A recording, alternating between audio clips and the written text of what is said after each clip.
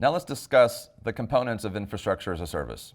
Let's talk about when you go to an electronics store and you buy a laptop. There's really kind of three components or variables that you look at in buying this laptop. The processing power or speed, which is typically referenced in gigahertz, or also represents the CPU.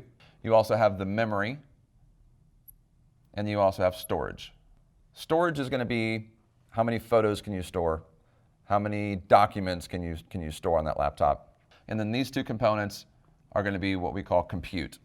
When you buy that laptop, you have to buy it based on, in the next 3 or 4 years, I need this much speed or this much storage, and you're not typically going to very easily add more to that.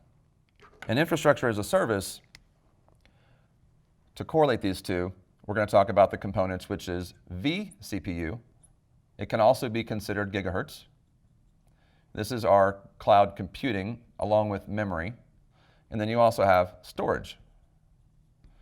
Storage could be your QuickBooks database. It could be photos. It could be documents. And this is going to be represented typically in gigabytes or even potentially terabytes when you get to larger amounts. When you're having conversations about cloud, about the consumption of cloud and infrastructure as a service, you're going to consume these based on what you need maybe in the next month.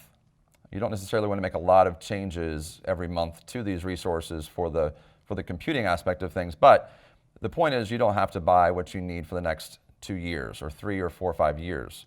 You can consume what you need today, and you can very easily add when you need to add that. So it's a very flexible model. And we'll talk more in depth about what vCPU is, what memory is, and what storage is on later videos.